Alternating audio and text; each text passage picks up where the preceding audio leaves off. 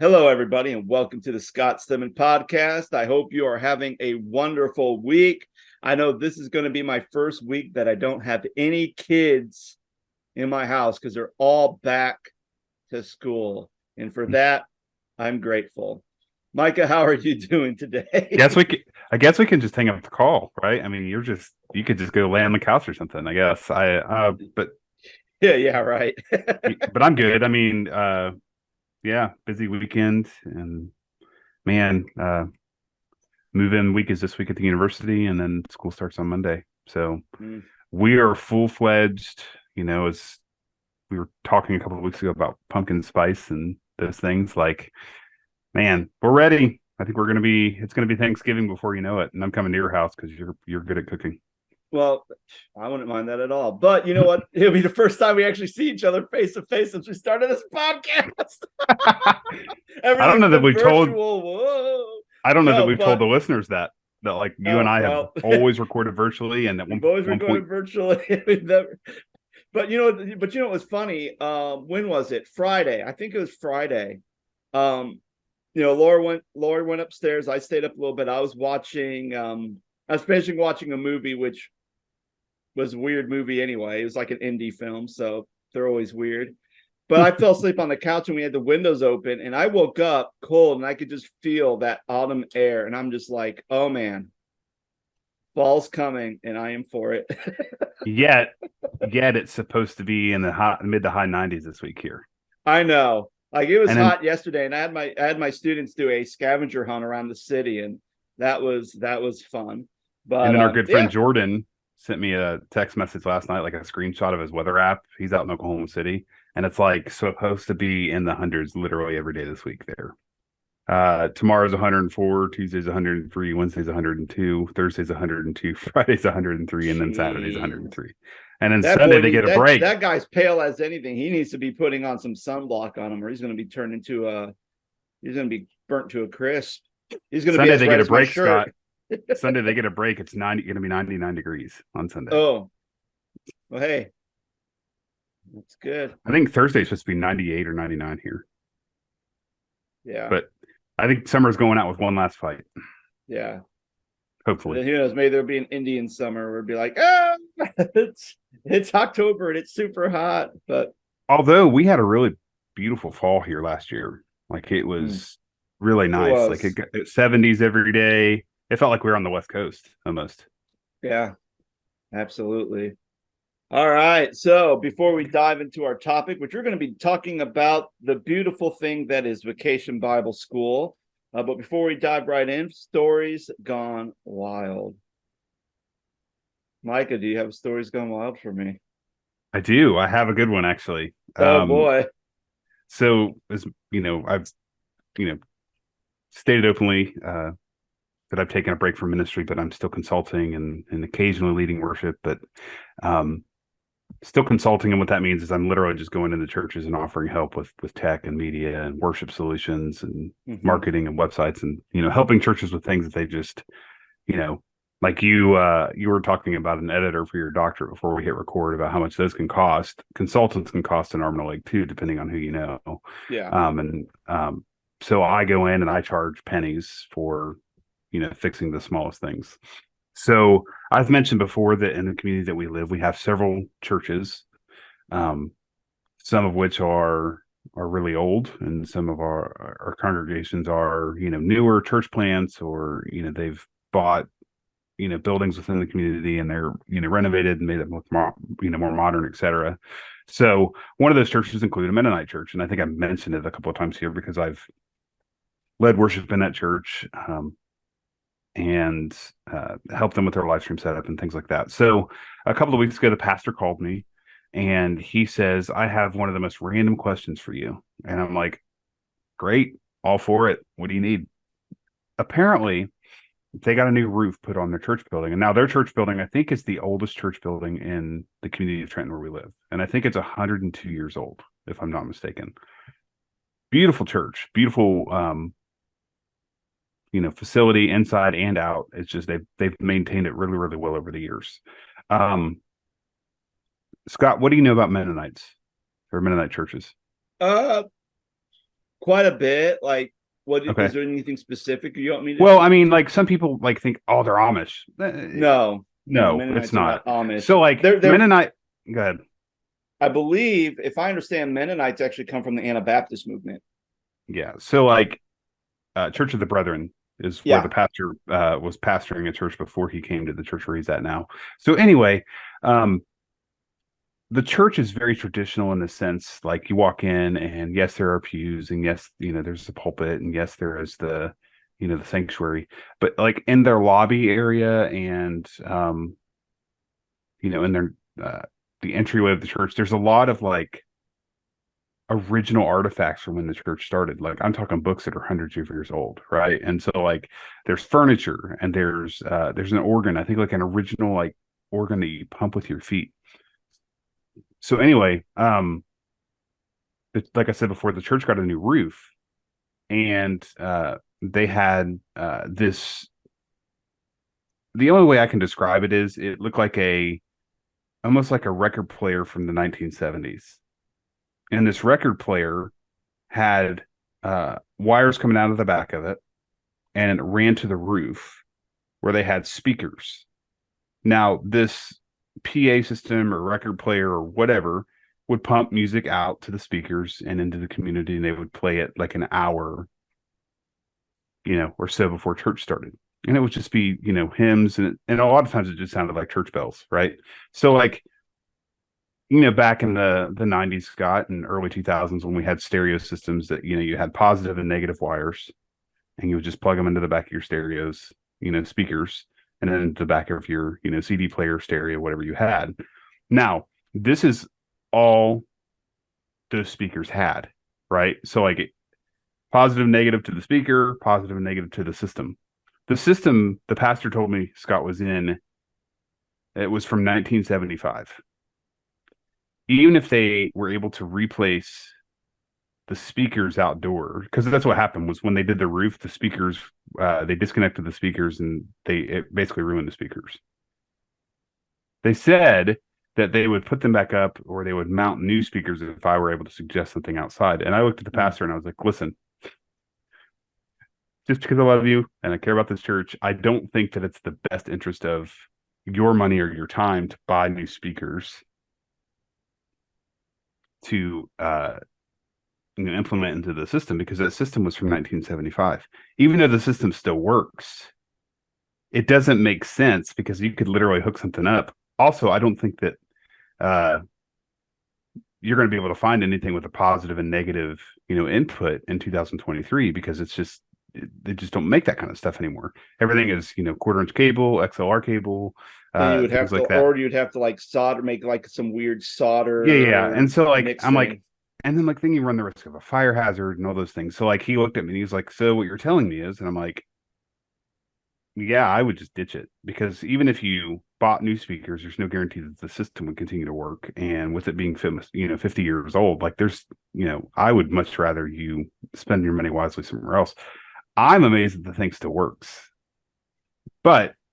He was like, I think he wanted to get rid of it. It's a really cool looking thing, but like in 2023, something from 1976 is probably not worth spending the time or the money.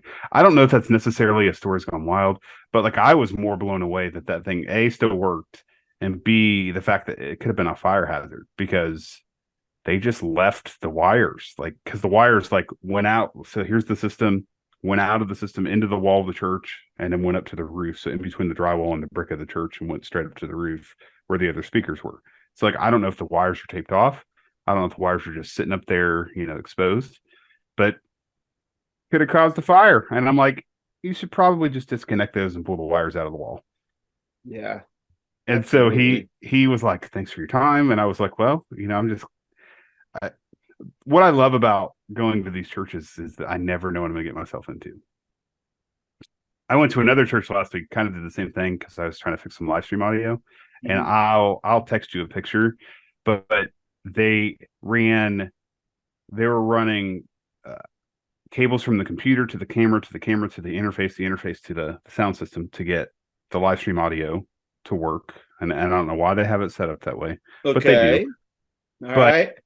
there is you know tons of adapters, right? And it's Oh, just jeez. terrible. It's a terrible um connection. And so, we what is this? Yeah, it's back here. Anyway, I was trying to fix something and I reached behind the soundboard and there's literally just wires like kind of like twisted together with that are kind of exposed, but with duct tape they're kind of coming apart. And it's like, how is this not caught on fire? Because of, the way that never mind. Oh It's a my hot, you gosh. just go into churches and there's like it's like a hot mess. Why in the world do people think this stuff is okay? But anyway, I don't know. that's kind of my story's gone wild slash um Uh, what do you well, think I of that? have Are you that's surprised by those that things or I'm not because I've probably seen just as worse as stuff that you have seen. But oh man. But my story's gone wild was actually I was going to share something different, but then I had the weirdest dream last night and I need to share it. So I don't know what kickstarted this dream. All I know is I'm on a cruise ship and it's not even like a traditional cruise ship. It's like literally, it's almost like a military vessel, but there was like a stage on it, and it was like all like wood paneling all the way across. Like there's no like slides or ice cream machines or anything. So, and there's like a little ballroom inside. So kind of a weird. So I must have been there for a wedding because everyone's dressed up fancy. There's people from the church there, but there's also WWE superstars there too. Like John Cena was there, Sami Zayn was there. I think you've been watching too much wrestling. But I don't know. But so I'm thinking, okay, so we leave port and we're kind of going through a river before we head out to the ocean. Well, as we're getting in the ocean, there's some like big concrete like docks for ships to kind of dock, and I didn't know what they were for. So as we're sailing, literally, we're sailing, and I'm looking and I'm seeing these like mile high waves, and it's a storm coming, and I'm thinking, yeah, I think we need to go to like one of those like concrete docks and like tie ourselves to it because I don't think this is gonna be good. So literally, we're going there, and like there's John Cena with some ropes about to tie the ship off to the dock, and yet everyone on the boat is like, "What are we doing? Let's go out to sea. Let's go out to sea." And John Cena has this look on his face, like, "Well, if that's what you guys want, okay." So we go out to sea, and this big wave hits us and flips the boat over. And then somehow our boat got after our boat went sideways, somehow we got right side up again. And now we're making our way back to the concrete dock. We tied ourselves off, and then you just see like this like huge tidal wave come and hit us. And then I woke up from my dream. But I don't know what the heck that was or why I was having that dream. Was LA Night in the dream? What? Was LA Night in the dream? You know what? I didn't see him in my dream. That's I just disappointing. recognized there's people from the church I serve at and then WWE wrestlers. And I don't know why I was having a dream. Maybe it's a sign from God I should do have a wrestling school at the church I work at. Pentecostal preacher. He'd never be home. Oh my gosh. Oh So you man. want to talk about VBS today? I want to talk about VBS. So it's been very interesting because we talked about life cycles with Jeanette last week, and Which I thought was an amazing episode, by the way. it was a great episode. My dad, he came down because he had to go pick some stuff up from our vacation Bible school. We had a wildlife theme. So he donated a bunch of like wild animal, like stuffed wild animals, not real ones. He's not the Tiger King. But so he, hey kids, want to go meet this real life crocodile that's just roaming free throughout the church? Better get right with Jesus or the croc's gonna get you. Anyway, jeez. So he went to go pick it up, and we were talking, and then he left, and then he texted me because he knew he was going to do a podcast episode with us in the future and talking about stewardship. And he started saying how it was a great episode and how he loved it and how it kind of ties into some of the stuff he wants to talk to with stewardship, kind of on a different side of it. So I'm like, okay, cool. We're just chatting. But yeah, it was a great episode. I really enjoyed it. And But I was thinking about Vacation Bible School, because even when you think about Vacation Bible School, Vacation Bible School is kind of on a life cycle as well, as far as Mm-hmm. kind of its prominence. Like, I mean, there used to be Vacation Bible Schools that were like week long, with everybody coming back on Sunday to see their kids do a performance. Mm-hmm. To you kind of have like a Vacation Bible School that's maybe a couple days or less than a week, and sometimes you may or may not have like a closing ceremony on a Sunday morning at church, because people either they don't come to church, or they probably send their kids, but they already attend a different church and they just go to that church. So there's been a kind of a life cycle of Vacation Bible School. So but I want to talk, because I was actually kind of curious about where did Vacation Bible School come from? Like, what's the origins of Vacation Bible School? And it's very interesting, because just looking, they have like 4 starting points, at least this website I'm looking at. They see it as late as 1877, where a Methodist church was holding a program, where a Methodist preacher and his wife, who was a school teacher, enrolled 40 children in a 4-week Bible school. Parents paid $1 per kid, and they each got a Bible that was donated by the Bible Society. And they met in the school, and they held recreational activities in a nearby park. That's late 1800s. In 1896 in New York, some are crediting it with a person named Virginia Sinclair Hawes, who was holding a 6-week, actually rented a beer garden in New York, hosted a everyday Bible school in the summer. Kids would meet there. They would wear play clothes, and had it. And then when her church got wind of it and said, hey, we should do it at the church, they did it. But then the church required all the kids to dress up and make a special trip to the church. And then it kind of like fizzled out from there. And then the most recent one that someone's putting it is 1901, with a Robert G. Bolville, out in New York City, ran programs and kept the kids busy during the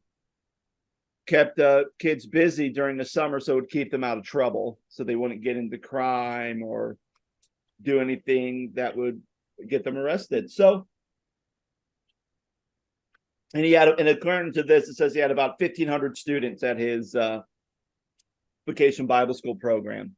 But yeah, so that's kind of the origins of Vacation Bible School. And then from there, we've gotten to points where we've had companies that you make curriculum for Vacation Bible School, and you try to recruit volunteers and do these different things. So, Micah, what has been your experience, either as a kid going to Vacation Bible School, and someone as an adult kind of seeing kind of maybe some of the changes you've seen in Vacation Bible School, and how it's run and how it's laid out? Yeah. So a couple things. One, I think it's interesting you talked about life cycles, and I want to go back to that for a second. The whole life cycle of VBS. So a couple of years ago, I think I've shared on your show that there are a group of pastors who meet in our community every single week, on Wednesdays, and it's literally every pastor from every church, and they meet at one church every week, and they have lunch, and they do a Bible study together, and just try to do community things and try to have events and whatnot. And so the very topic of VBS came up a couple of years ago, and I was sitting in this meeting with a group of pastors, and I'm probably the youngest pastor in the room. And the pastor of, I think, Edgewood Baptist, which is one of the Baptist churches in our community, looked at me, and he's like, you're young, you've worked at larger churches. What are they doing for VBS these days? And I said, honestly, shorter. And Scott, everybody in that room looked at me like I had 3 heads. Yeah. And short, and by shorter, I mean, let's not have a week long VBS. And he's like, so tell me what churches that you've worked in have been doing. And I was like, well, a variety of things. We've tried a variety of different versions of VBS. We've done it where it's been a day long VBS, where like you literally just have it from 9 to 3, like you're having a school day, and literally the kids can have the experience of the lessons throughout the day. They can have the crafts, and they can have the food, and they can have, we have an ice cream truck or whatever come, or a cone of ice or whatever, outdoor inflatables, free time, things like that. It's like a day-long day camp, right? And yet you're still getting the gospel preached, and you're still using curriculum, and you're still using a theme. And we always thought that that was a win-win because um, it's less stress on your volunteers because you're only asking them one day. Whereas with the week-long VBS, you're asking every single day of them. And in most cases, not saying this is an excuse, but people tend to plan their lives around their kids' sports and their kids' activities and their work activities and their work functions and work and work and work. And so the church always comes last. It used to be 50, 20, 30, 40 years ago that the church came first. Now it's the opposite.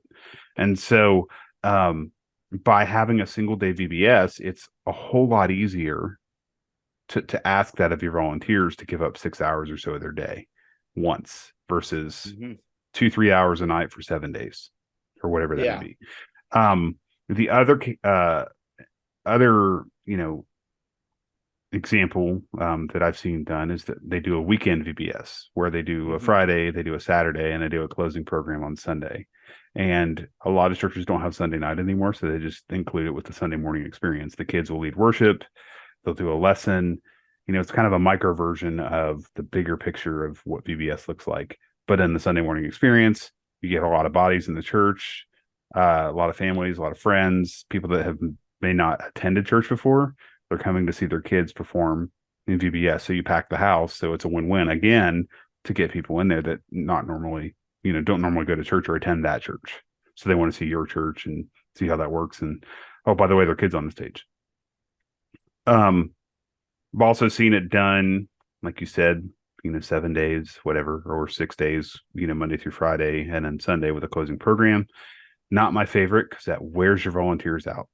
And if you're fortunate enough to work at a church where you have a staff member who does VBS or has you have a children's pastor who's writing that curriculum or has a team, and you're a large enough situation that you can really equip and give folks the tasks and everything they need to do to succeed in a VBS that will run a week or 3 days or however, that's great. But that's not the situation for every church, especially small to mid-sized churches in, rural America or suburbia America. And then lastly, the other thing that I've been seeing happen in the last couple of years is a lot of churches are taking VBS outside of their churches. And what I mean by that is that they go out into the community, they partner with another church. We did that at a couple of the churches that I worked with. It's not like the full-blown VBS, but like we partnered with a church, an African-American church in the community a couple of years back. We met at a park and we did a day-long VBS for folks that, may not have the money and may not have and it was closer to the school year starting. So we gave backpacks away. We gave clothes away. We did, outreach as a, part of the VBS, like all these things, to incorporate community outreach. And I think it was really successful because A, you're partnering with another church and another ministry, and they're just grateful that you're there and to help them. And then B, you're giving kids and parents a break. And also, a lot of people can't afford new school clothes and backpacks and things like that. So like I see a lot of my friends and a lot of people that I know that are children's pastors and leaders doing more of a community centered vacation Bible school. It's not, not necessarily a curriculum driven, but more of a community outreach and kind of a tag teaming with that to go out into the community. So I don't know if that answers your question, but I've seen it done so a number of ways over the last several years. Yeah, definitely. Because I think growing up when I was doing, again, this is when I started going back to church, because I don't remember me doing any type of vacation Bible school like prior to me going into first grade, because that was kind of like when my family left the church. But when I started going back to church and my family started going back to church, there was a couple of vacation Bible schools. And I remember it was mostly a church would put it on, maybe 5 days. Sometimes it'd be in the morning, sometimes it'd be in the evening. A lot of it depend on who are your volunteers and workers? If you had a bunch of retirees, they could do a morning one. And sometimes that helped families because that was like a good couple of hours where they could drop off their kids, go to work, kind of become like a daycare, childcare type thing, and then come pick them back up. So that was always fine and dandy. And we actually did morning vacation Bible schools when I was in Youngstown, when I was pastoring out of Youngstown, because that just seemed to fit better. And especially when I was in Youngstown, just culturally, like it seemed like all the churches did the same exact theme vacation Bible school. So The like if it was curriculum. like a mining theme, every single church, very rarely did I see one church do something different. But the way the churches were laid out, like it was almost like the kids didn't care that it was the same theme. They just would always go back. And for them, it was like, do I still know all the songs? Do I know all the stories? So for them, it was more of the repetition more than anything and so especially since we were kind of more towards the tail end of it, by the time we had those kids who have already went to 5 different VBSs with the same theme, man, they were singing those songs out loud. Man, they were like reciting all these Bible verses. Like they knew it all. The one Do you thing I always remember? thought, Do you remember Chatter the Chipmunk? I don't Okay, know. so that was a part of a curriculum when I was a kid, and in reference to the songs that you're talking about, like when we did VBS curriculum, you did your intro or whatever, and then like you had your worship time, and then you broke out into sessions. One of those sessions included like a movie time, like a mini Hmm. movie time, and Chatter the Chipmunk was a big piece of the curriculum, like year after year in the '90s, I think. And Hmm. so like I always could not wait to get to Chatter's theater to go see what was going to happen. So what they did was they had 5 days of movie, right? Five Yeah. days of BBS. So each day was 5-minute clip of Chatter the Chipmunk and that movie, and you always wanted to see what the next thing was going to be. So they like you got 5 minutes and then it was on to the next thing, but it was 5 minutes of the movie, and so like the VHS was divvied up into 5 different parts. But I'm surprised you don't know about Chatter. No, Sorry. I don't. But you know what I find so fascinating though? Like the first VBS as a pastor, I remember we did one called Soundwest Roundup, and it was put out by Gospel Light, which I felt like Gospel Light, before they closed down, they had some bangers as far as vacation Bible school curriculum.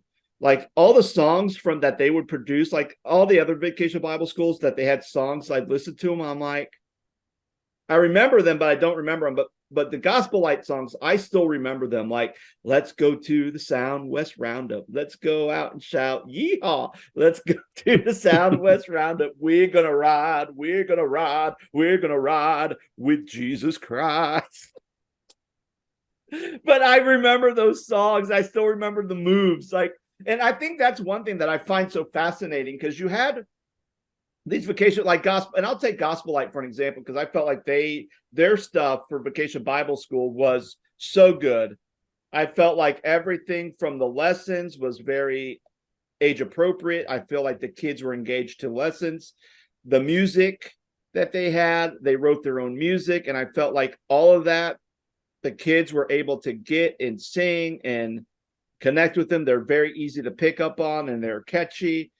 Even the options, the game options and the snack options and all that stuff, like they always had creative, good things that were very simple and easy. However, if you're going to buy a vacation Bible school curriculum from Gospel Light, could easily, for the starter kit, pay almost close up to $1,000. And that's just for the starter kit. And then any additional stuff, like if you needed more workbooks, if you needed to buy this or buy that, or you want to buy backdrops and decorations from them, you were paying almost close to 2 to 3 grand in vacation Bible Wow. school money. And there's actually were websites, because my wife found out that there's a website where when people are done with vacation Bible school stuff, they could say, hey, here's our vacation Bible school. We're done. Does there any other church that wants it? And it was almost like an exchange where people could Mm-hmm. just trade off. Luckily, Laura knew that the church she grew up in did gospel, used the Gospel Light curriculum. And so she knew that they were going to do the same stuff we were going to do. And that was when we were in Northeast Ohio. So she would call, she was still good friends with the children's pastor at her church, which was Parma Heights Baptist Church. And this was a huge, 1,000-member church. So they always went big, and they decorated their own stage, they made their own props, they made their own backgrounds, everything. So when they're done, they're like, well, we're not going to use this. Usually they just throw it away. So me and him went up with a trailer and just took all this stuff that they had, and we used it. So that was, in some ways, a blessing that there was stuff like that, because in some ways it is expensive now. Like, there's times where you could easily get a vacation Bible school curriculum for less than $1,000. Sometimes you can even get it for free, depending if you're buying curriculum, like Sunday school curriculum from, like, let's say like Orange or Grow or anything. Sometimes they're like, here, you can use some of our free vacation Bible school. But I almost feel like the curriculum and all the stuff for the vacation Bible school packages are just poor quality. Or you could write your own. I mean, well, that's the one thing we did. I think in 2019, I said, you know what? Why don't we try writing our own curriculum? So I had this idea for a superhero theme, and we're talking about the acts of the Holy Spirit in the book of Acts. So we went down and we started all the way back in like January or February. I got my volunteers back then. I said, okay, here's the idea. So I had my people who are going to write the curriculum. What do you think? What stories do we want to use? Here's the crafts, here's the snacks. And I had them do it. And I tell you what, it was probably one of the most successful vacation Bible schools I've ever done. I mean, we did a thing where I had a green screen, and when the kids came in, we took pictures of them. We encouraged them to dress up in their favorite superhero outfit. And we took pictures of them. And then I removed the background, and I put like a comic book cover on the green screen. And then I kind of put like a Art Deco pop art filter over top of it, so it looked like a comic book. So I still have in my office, where it's like a picture of my son Peter wearing a cape, and I have like the theme, which we called it Empowered, and I had like and I had our main verse on there, and I had like the 1 cent like stamp of approval, and it was like a big comic book thing. So it was really cool. And then each kid, I always put something, like I put like Powerful Peter, or the amazing Amanda, or something. Like, I would always put like the kids' names and made it very personal, and we framed them and everything else. For crafts, one of the ladies found a bunch of old used t-shirts, and all she did is she cut the shirts, except she kept the collar on, and like cut the front off it and cut off the sleeves, but left the back so the kids could put their head through the collar and they would have a cape. And then they decorated their own capes. Interesting. And it was stuff that was very easy, and I think in some ways, because cost effective. And I was cost effective, and not only that, it gave your volunteers the creativity, the creative license to say, here's the theme, here's the ideas and topics we're going to talk about, and here you go. And I think even, vacation Bible school, it's always broken up. So, you have your big worship time, or sometimes people may have that as one of the sub things, but usually you have games, lesson, crafts. Those are like your main things. And I just feel like with music, it's like, okay, like the vacation Bible school we did, literally they had one song that they wrote called It's Wild, which was like the theme song.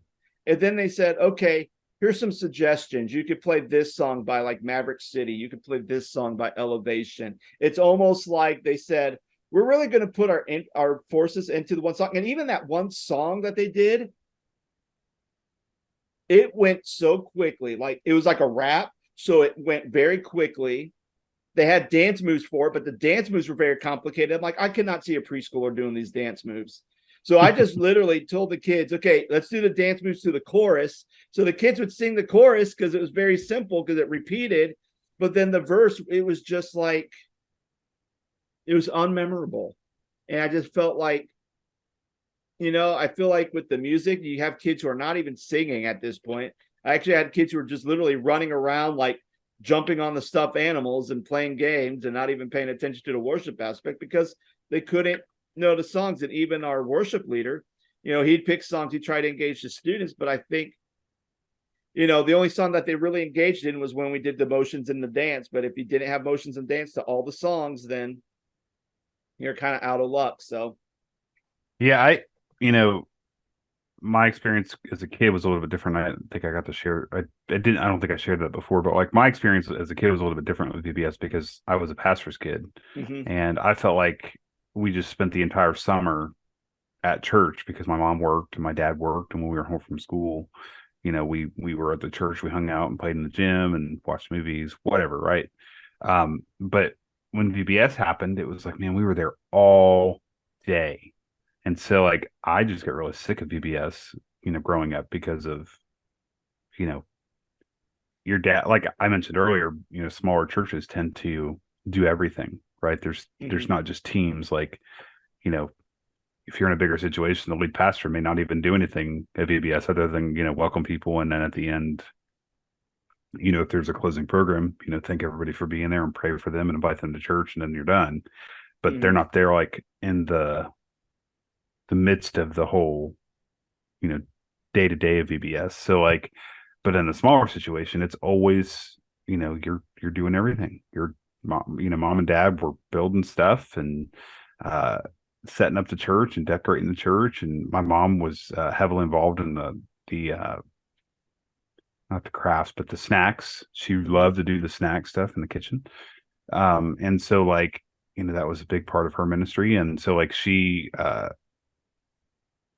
then got the idea to do meals for kids when they came into church because we had a big bus ministry back when I was a kid. And Hmm. so like, VBS spawned that idea, which, we were able to Hmm. minister to more kids in the community as a result.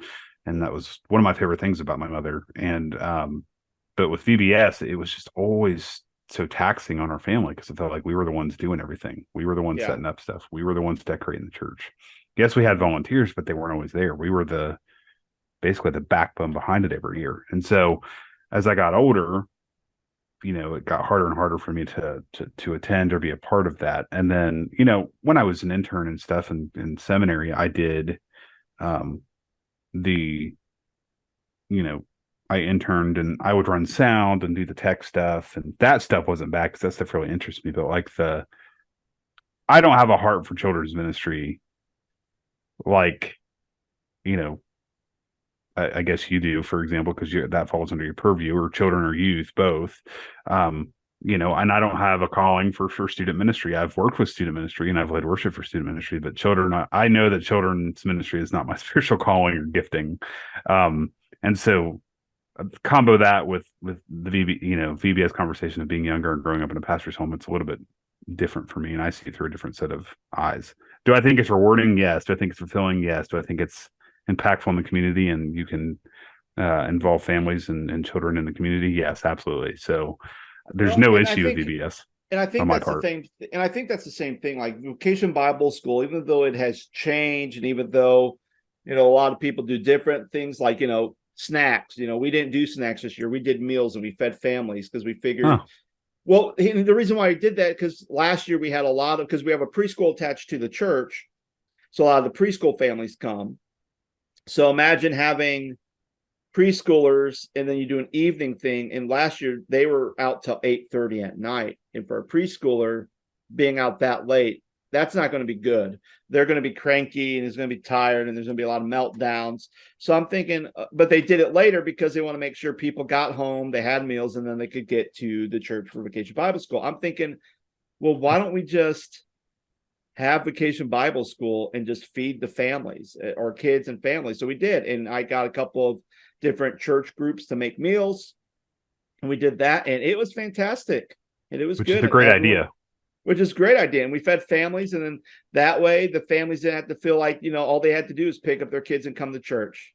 They didn't have to worry about trying to eat and then hurry up and eat and let's get to the church for Vacation Bible School. It was great. And we fed them and it was nice. And we had a team that like cleaned everything up. So it was good. We also had, but even then, I know like in Virginia, didn't do it, but there was talk, especially in 2020, which that shuttered plans, but um, about doing a vacation Bible school for the local mission and do it for the kids who are living in the mission uh, within town. And I thought, that's a great idea. Doing a vacation Bible school for like a homeless shelter or doing something not in a building, but doing something out in a park. Kind of like when we look at some of the origin stories, they're out in the park, they're in a school, they're someone rents out a beer garden in New York, and in the afternoons the kids are there having a vacation Bible school. In the evening you have your nighttime patrons getting wasted. So there's a lot of stuff there which kind of is good for that. So needless to say that I believe Vacation Bible School is literally something that I think every church should do. And the nice thing about Vacation Bible School is it's so versatile. If you want to buy curriculum, you can. I know at one point there was a church that literally did one-day Vacation Bible Schools where it started in the morning, it ended in the evening, and it went all day. And they did breakfast, lunch, and then had closing ceremonies all in one day. There's a lot of work, but really everyone, like you said, volunteers, they committed to one day for about 8 hours, and then that was it. So Vacation Bible School probably has more flexibility than your traditional church service does, because at the same time, people see it as an opportunity to, again, preach the gospel of Jesus Christ to kids and to their families in the community, to kind of show off kind of the church and the mission of the church and the vision of the church. You get to show that off a little bit. But I think even the last thing too is you start to build kind of a good repertoire in a community. When you're doing something that's positively impacting a community, local officials, teachers, schools, neighbors, they all see it and they all say, okay, this is a church that really cares and is invested in our community. And I think when you kind of get that repertoire, then there's a lot of great things that can happen when people start recognizing the church. People may start wanting to start attending your church because they want to kind of know more about it. Because reputation always precedes word of mouth conversations, which then kind of can gain just an organic following to people to check out your church. So I say in some ways, Vacation Bible School is great. And even though you don't even have to do it alone, I think when I left Portland, there's a couple of churches, 5 churches that decided, well, why don't we go and join all our resources together and all our volunteers together and just put on like a big community Vacation Bible School. And they did that. And then each day they went to a different church, but they had all the same volunteers and the same theming and stuff. So I don't know if that was successful or not, but it was something that they tried. And it was especially if you're a smaller church, that might be something that might be good for you. Partner with other smaller churches, pull in your resources, pull in your volunteers, and then you can kind of do like a joint Vacation Bible School and really impact your communities and the kids for the gospel of Jesus Christ. So that's kind of all I have to say about Vacation Bible School. Anything else? Any final thoughts on Vacation Bible School, Micah? No, I think you nailed it on the head. I think that, it's a great opportunity to partner with other churches, partner with community outreach, partner with other businesses. And I think, back to what I was saying about my mom, when they were very involved in the local church. My mom like busted her butt, right? Like she would go out into the community and basically beg like grocery stores and markets and different places to donate, right? Donate, soda or pop, whatever you call it, donate chips, do like kind of a mix and match thing where if I buy 20 bags of chips, will you match it and buy 20? And like, my mom knew how to get it done. So like there are ways to, like, if you're a small church too, I will say that and then we'll wrap it up. There are ways, if you're a smaller church, to partner with the community and if it's very cost effective for you to go out and be able to partner with those businesses and get donations and be able to fund your VBS without breaking the bank, or like Scott was saying earlier, with curriculum costing north of $3,000, which some smaller churches just don't have that money. So all that to say, VBS is just a great tool for everybody, right? It's a very family-centered thing, even though it's aimed towards kids. If you can get families to volunteer, parents to volunteer, older siblings to volunteer, it's a great way to bring the church together and teach kids about Jesus. So Yeah. Well, friends, that's going to do it for us today, friends. Hopefully this podcast was helpful. Hopefully for those of you who have just finished Vacation Bible School ideas, think about what you can do next year. And like I always say, the best way to have a successful Vacation Bible School is to always plan early and plan ahead of time. And there's no better time to plan Vacation Bible School than right now for next year. So, friends, this is the Scott Stedman Podcast. Hope you have a wonderful weekend, and we'll be back on with a new episode. Take care.